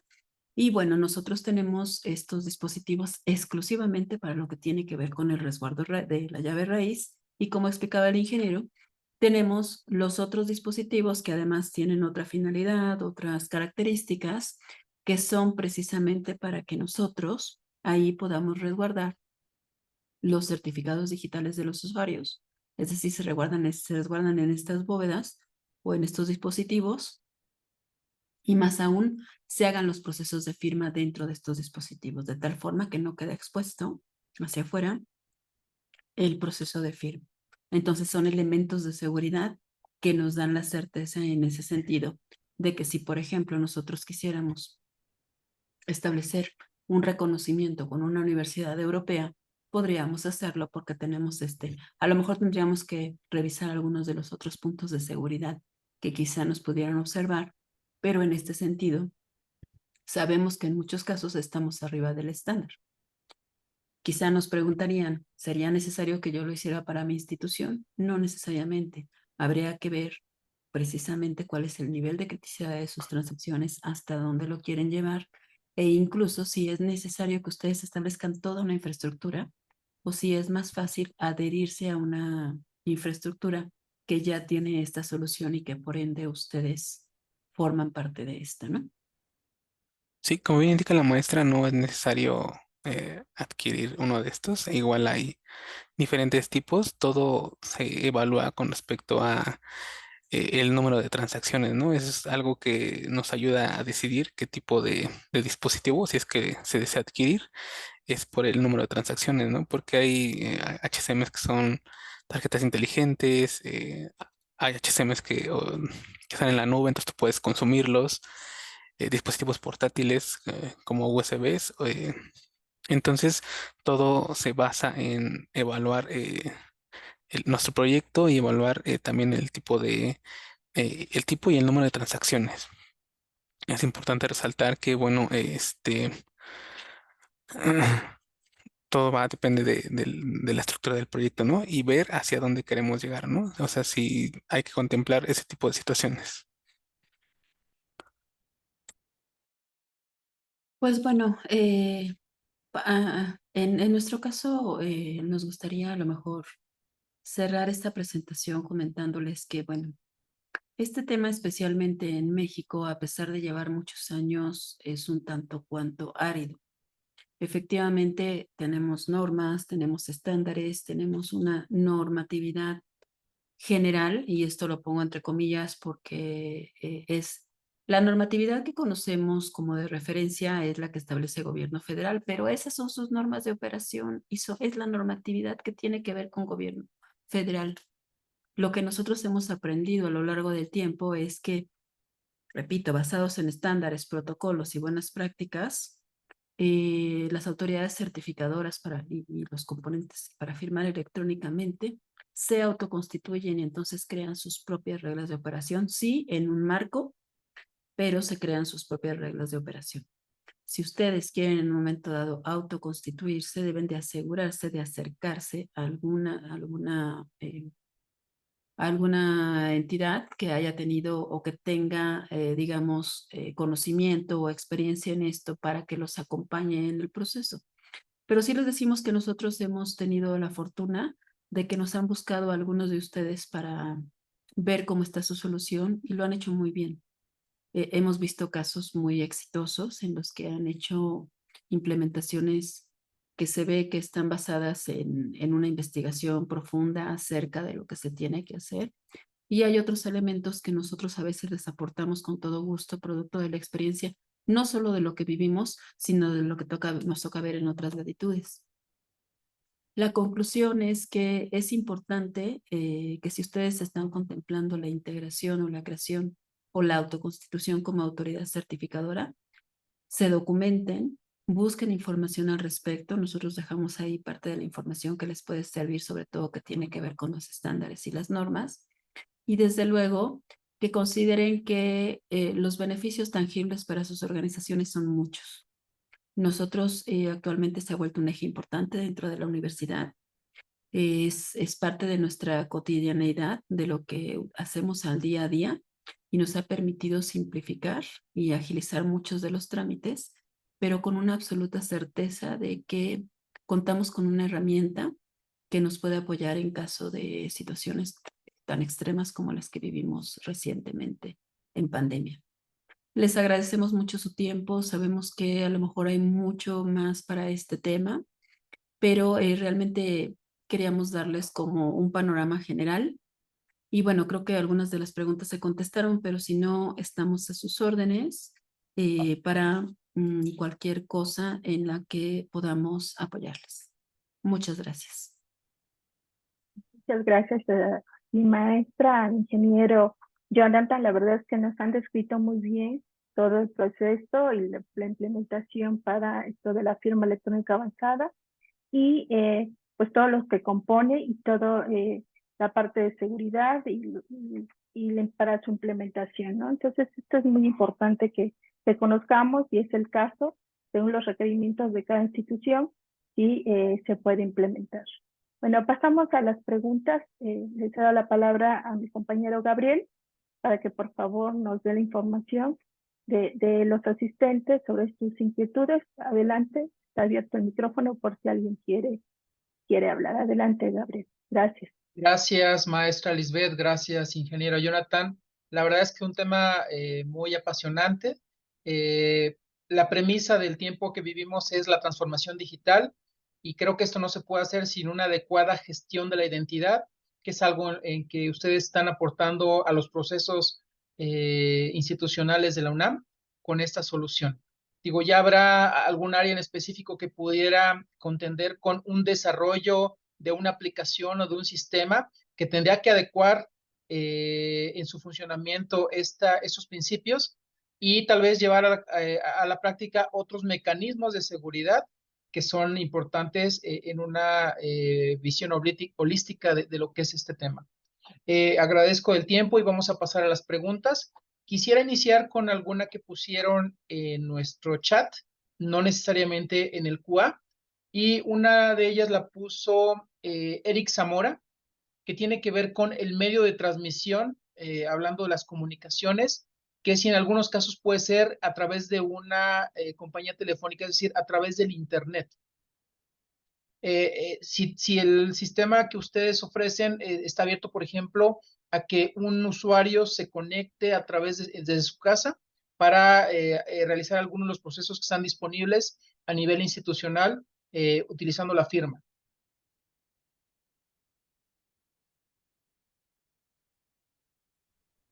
No, adelante ya. Sí, bueno,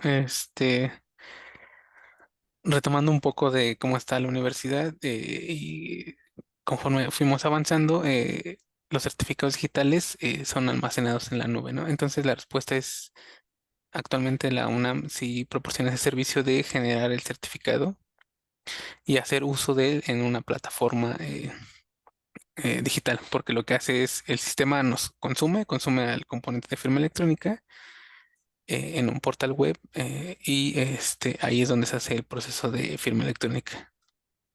Entonces cualquier sistema que esté o que tenga o que esté en la red puede hacer uso de nuestro componente de firma electrónica. Gracias. Y retomando la pregunta que planteó Rafael Morales y que ya contestaron, pues el sistema puede ser tan simple o tan complejo, tan económico, tan costoso, dependiendo del requerimiento que se quiera solucionar. Y como lo acaba de mencionar la maestra Lisbeth, en tiempos de pandemia, cuando no imaginábamos ir a las instalaciones de una institución, estos sistemas o esos planteamientos tecnológicos, estas bondades tecnológicas, son ya no una comunidad, sino el deber ser para cualquier institución que requiera seguir operando, en cualquier institución y sobre todo, tal vez en la comunidad de su hogar, como era este escenario. Me gustaría complementar algo muy rápido. Adelante, maestra, por favor. Gracias y muchas gracias por la respuesta que es muy correcta, efectivamente. Sí, efectivamente están desde las soluciones open, que todos nosotros sabemos que una solución open no es equivalente a gratis, a gratuita, a que no tiene costo, pero digamos que en sus versiones más básicas están las soluciones open, de open source. Están los desarrollos propietarios, por ejemplo, para el tema del componente de firma electrónica, que implican solamente integrar un equipo y que a lo mejor son los esquemas más básicos. Y bueno, tenemos desde luego las soluciones comerciales, el uso de las plataformas de gobierno de gobierno federal y desde luego las universidades que prestamos estos servicios. Entonces hay diferentes vertientes. Hay vertientes en donde vamos a tener que hacer el todo, como puede ser cuando nos vamos con una solución open, en donde nosotros vamos a tener que configurar, desarrollar, crear equipos, estudiar, definir, estandarizar, pero que pueden ser económicas en términos de recursos y donde a lo mejor vamos a tener una infraestructura muy básica, sin necesariamente alta disponibilidad, sin sitios de coubicación. Y ya están las soluciones comerciales, que a lo mejor ahí pueden implicar recursos por transaccionalidad y un poco de dependencia tecnológica, las soluciones que ofrece el gobierno federal, en donde a lo mejor nos vamos a ver un poco limitados porque son sus reglas de operación y solo lo vamos a poder utilizar para ciertos servicios, o las soluciones que ofrecemos las universidades, que vamos a ofrecer en la NUYES y que ofrecemos nosotros, por ejemplo, como UNAM, pero también hay otras que lo ofrecen, en donde son productos llave en mano. Las universidades o las instituciones se suben a ese servicio y todo está resuelto. Entonces, ahí es el grado de dependencia que queremos o el grado de seguridad. Eso es lo que me gustaría complementar. Gracias.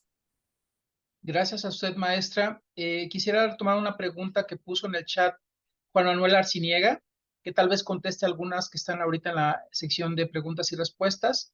En principio, felicita al equipo de la UNAM que presentó ese trabajo, a la maestra Lisbeth y al ingeniero Jonathan. Y la pregunta es, ¿cuál es la diferencia entre la FEA del SAT y la FEA de la UNAM? ¿En qué consiste la diferencia? Porque muchas IES tienen la firma del SAT. ¿Cuál sería tal vez la diferencia que ustedes visualizan? O tal vez el enfoque y uso que tiene dentro de la UNAM sería lo que explique esta pregunta. Bueno, a reserva de que ahorita también complemente el ingeniero. En principio, una de las diferencias fundamentales es que emanan de autoridades certificadoras distintas. Por lo tanto, las políticas de seguridad que tenemos con respecto a la generación de certificados digitales es distinta. Mientras que ellos, por ejemplo, tienen fortaleza en que utilizan dispositivos criptográficos para validar la identidad de los usuarios, nosotros tenemos la fortaleza de que todas nuestras firmas se generan de dispositivos criptográficos tipo bancarios y se firma electrónicamente en sistemas. Se firma electrónicamente dentro de estos dispositivos. Otra diferencia importante es que la firma electrónica del SAT fue creada en principio exclusivamente para fines fiscales y eventualmente le han venido dando otros usos. Cuando se crean los certificados de entidad final, denominados certificados, cuando se crean los certificados de usuarios denominados de entidad final, surgen con usos específicos. Cuando surgieron los certificados del SAT era para dos usos definidos, fiscal y en este caso el financiero, siempre se me va la palabra, que es el que tenemos actualmente para Comercial. el comercial. Y en el caso de la firma electrónica, los certificados que se emiten tienen un uso mucho más amplio, que tiene que ver precisamente con la diversidad. Y finalmente, otro de los elementos importantes es que mientras que los certificados digitales de la UNAM son válidos para la UNAM y para todas las subseas que tenemos, y en este caso cuando se adhiera la NUYES para todos los que se integren a la NUYES, a esta red de universidades que van a tener como autoridad certificadora central a la UNAM, los de gobierno federal son válidos para todos aquellos que hacen uso de sus servicios como gobierno federal. Es decir, a pesar de que tienen una magnitud muy grande, los certificados de gobierno federal solo son válidos para gobierno federal y para todos los trámites que tienen que ver con gobierno federal, a diferencia de los de la UNAM, que son para la UNAM y para todos aquellos que forman parte de esta red. Creo que serían algunas de las diferencias. John, ¿quieres comentar alguna otra? Sí, bueno, como bien indica la maestra, la principal diferencia pues es el propósito, ¿no? Y otra de las diferencias que a lo mejor yo pudiese encontrar del lado técnico es el cómo están constituidos a nivel de estructura del certificado. Y bueno, ellos generan y proporcionan sus propias reglas. Entonces, si nosotros nos adhiriéramos a ellos, ellos dicen, ok, tú vas a usar mi componente y solamente mi certificado, a lo mejor sus atributos es solo para firmar electrónicamente. Pero, por ejemplo, nuestros certificados también tienen el atributo de firmar correos electrónicos, que creo que es otra de las preguntas que vienen por ahí. O sea, nosotros podemos dar cierta flexibilidad eh, para ampliar esa gama de propósitos que pudiese o no tener tanto nuestra dependencia como las demás dependencias de Anoye, si es que se adhieren a nosotros y podamos dar ese soporte, ¿no? Entonces, eh, la firma del SAT pues solamente es en su universo, ¿no? Aquí nosotros lo que tratamos es que seamos compatibles con todas las instituciones de educación superior.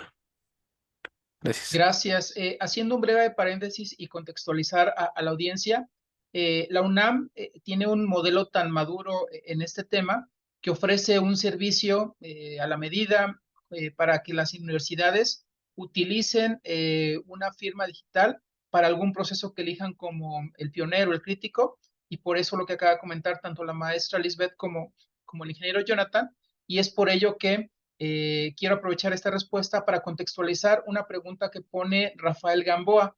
Él pregunta si la autoridad certificadora de la institución, en este caso la UNAM, tiene que estar reconocida exteriormente o basta que se instaure como tal al interior de la institución. Y aquí, pues bueno, pongo en la mesa el contexto que ustedes ya tienen un amplio espectro dirigido hacia terceros más allá de la UNAM. Sí, como platicábamos, como generalmente el principio por el que se crea una autoridad certificadora es para responder necesidades propias de la institución, es perfectamente válido que se autoconstituyan como una autoridad certificadora y que generen a través de los mecanismos que tengan, a través de sus consejos, a través de sus autoridades, que generen la normatividad que establezca que todos los trámites que se firmen electrónicamente o determinados trámites se van a hacer a través de la autoridad certificadora en cuestión. Sin embargo, sí es importante que para que tengan la certeza de que lo que están haciendo es correcto, se acerquen a alguien que pueda al menos evaluar si tienen los criterios mínimos para que en caso, como les decía, de que existiera algún problema, todos esos elementos que se firman electrónicamente en el que se autoconstituyen sean perfectamente válidos, pensando ya en un esquema de ante tribunales. Entonces, sí se pueden autoconstituir al interior y sí pueden firmar convenios de reconocimiento con otros para, así como algo muy importante, como es el caso de la UNAM, pueden también establecer con un tercero, un externo, como puede ser CONACYT, como puede ser alguna otra institución educativa, el que, por ejemplo, se empiecen a firmar convenios, contratos o cualquier instrumento legal a través de firma electrónica.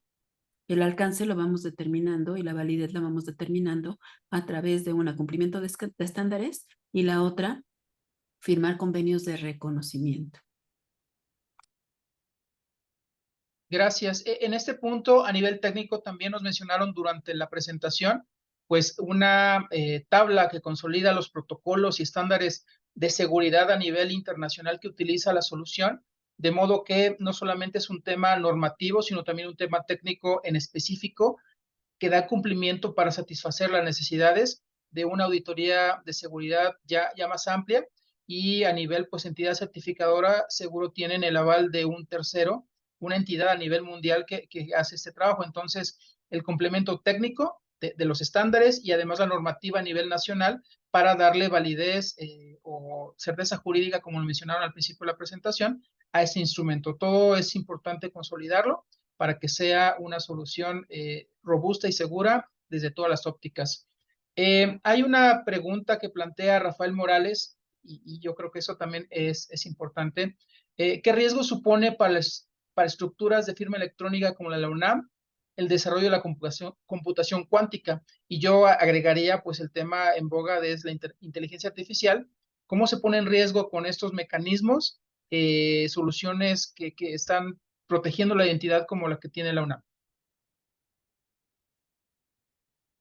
Bueno, en principio esto lo vimos recientemente en estos foros, como les decía, en estos grupos de trabajo, se fue un tema de los que se tocó, de que precisamente de la misma forma que ahorita estamos viendo un avance técnico, bueno, siempre, ¿no? Pero ahorita estamos viendo un avance tecnológico en temas de inteligencia artificial y demás, de la misma manera que se puede utilizar para transgredir o para vulnerar en un momento dado este tipo de soluciones, de la misma forma nosotros también podemos utilizarlo para incorporar elementos que en un momento dado nos ayuden a robustecer la parte de identificación, por ejemplo, de transacciones de dudosa procedencia, de comportamientos atípicos con respecto a las transacciones electrónicas que se llevan a través de ciertos mecanismos. Es decir, también se está trabajando en ver cómo, y esto lo está trabajando principalmente la Unión Europea, pero se está revisando cómo incorporar estos elementos para que, lejos de ser un problema para nosotros, nos ayuden a robustecer todo esto que en este momento no se está visualizando y que la inteligencia artificial nos va a poder ayudar. Y bueno, nosotros también estamos avanzando en ese sentido porque ya vamos hacia tecnologías un poquito más complejas que permitan que precisamente se agilicen los procesos, como pueden ser las transacciones, pero en un esquema o en un ámbito de mayor seguridad. Nosotros vamos hacia las curvas elípticas y hacia el uso de la inteligencia artificial, pero todavía es un tema que se está revisando precisamente en estos grupos de trabajo internacional. Sí, bueno, igual. Gracias. ¿Algo quieres Perdón. agregar, Jonathan, por favor? Sí, bueno, aquí es importante resaltar que debe de ser primordial el planteamiento de la solución de PKI, ¿no? Por eso existe la autoridad de validación, existe un proceso de cadena de verificación para poder validar la autenticación del usuario y que nuestra autoridad o el componente sepa y dé certeza de quién es la persona que está firmando, ¿no? Entonces, sí tenemos una serie de elementos para validarlos. Como dice la maestra, igual vamos hacia algo más, en tendencia más nueva, si lo queremos llamar así. Pero bueno, actualmente sí tenemos esa serie de elementos para garantizar que nuestras transacciones sean, reales y confiables, ¿no? Gracias. Y bueno, se han mencionado legislación controles técnicos, buenas prácticas, pero ¿cómo contender con que algún usuario preste su firma? Alguna autoridad que reciba o algún funcionario o alguna individuo dentro de la institución que se le haga fácil prestar su firma. ¿Cómo contender con eso? Y si es que es un caso que sucede en la UNAM. Aquí podríamos verlo desde dos enfoques. El primero es que hacemos campañas de concientización. A lo mejor no lo llamaría campañas, pero sí se trata de concientizar a los usuarios continuamente a través de nuestras mesas de soporte de la importancia de no compartir los elementos para firmar electrónicamente. Pero algo muy importante que nos respalde, y que lo hablábamos en el tema del no repudio, es que entre los elementos que establecen precisamente las políticas de certificación, es que se debe hacer firmar al titular de un certificado digital una carta compromiso. En esta carta compromiso no solo se establecen los derechos, sino también las obligaciones, y una de las obligaciones es no compartir la información para firmar electrónicamente, pero más allá de eso, lo más importante es que se establece que pese a que en un momento dado un usuario pudiera compartir con un tercero la información y después esta información tuviera un mal uso, siempre será el responsable de lo que se firme electrónicamente el titular del certificado, sin importar que él compruebe que fue firmado por un tercero, porque ya sea que le fue transgredida su firma en un momento dado y no notificó, o porque compartió la información. Entonces esto nos ayuda un poco a crear conciencia, que es el único alcance que podemos tener en ese sentido, el hacerles saber que independientemente de cualquier cosa, el titular del certificado siempre será el responsable. Y este es el alcance que podemos tener en ese sentido. Desde luego, cuando nosotros detectamos, y por eso hablaba hace rato de la inteligencia artificial y de otros mecanismos, cuando nosotros en este momento detectamos que hay comportamientos anómalos o atípicos, desde luego nosotros estamos monitoreando constantemente para también identificar si es el usuario quien dice ser, quien está realizando los procesos de firma, y tratar de cerrar un poco estos elementos de seguridad que se tienen, ¿no?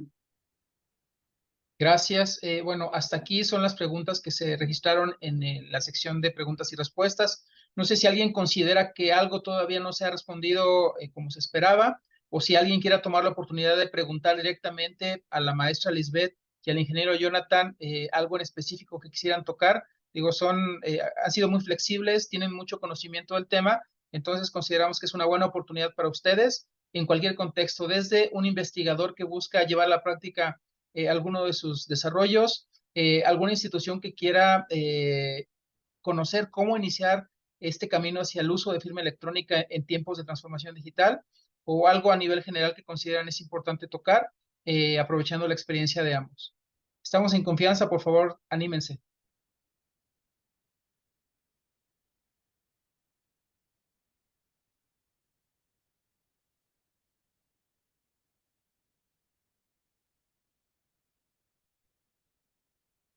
Creo que nadie se anima. Maestra Bernuy, ¿quiere agregar algo? No, eso sería todo. Pues muchísimas gracias, maestra, ingeniero. La verdad es que es información valiosa para todos los que elaboramos en las instituciones educativas. Y con esto pues damos por cerrada este webinar con este tema de firma electrónica. Adelante, algo más, Gabriel. Gracias. Yo quisiera aprovechar el espacio y a la audiencia presente para un comercial de lo que trabajamos aquí en el grupo. Entonces, si me permiten compartir la pantalla. Adelante, Gabriel. Gracias. Bueno, son dos temas. Uno, tenemos un webinar ya programado para el próximo 30 de agosto, igualmente a las 5, un miércoles. Tenemos como invitado a Daniel Castañeda de la empresa de Skills, y él nos va a hablar de la seguridad en la nube. Tómenlo en consideración en su agenda. Nosotros haremos la promoción previa al evento en los próximos días, entonces igualmente para que lo tomen en consideración para complementar los puntos de vista, los temas, Alguien comentó qué tan caro es, pues bueno, dependiendo el esquema que quiera, la arquitectura que quieran utilizar, tal vez llevando estos servicios hacia la nube, hacia una coubicación como el caso de la UNAM, pues bueno, son temas a considerar y por eso se van hilvanando la importancia de los temas y el conocimiento de ellos.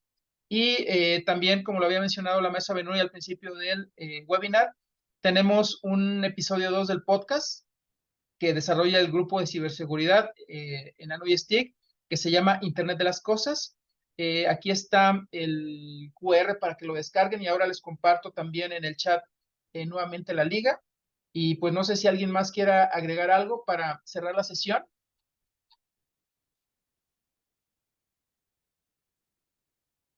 Pues Nosotros, si me entonces, permiten, agradecer no, la invitación y el tiempo que nos dieron, así como los comentarios de los asistentes.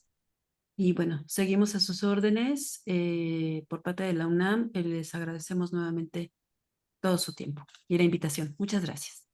no, gracias, gracias a usted, maestra, nuevamente por toda la información que nos han brindado. Y a nuestros asistentes los invitamos a continuar acompañándonos con otros webinars sobre temas de interés en nuestras comunidades. Muchísimas gracias a todos y buena tarde. Hasta luego. Gracias. Cerramos la grabación. Gracias.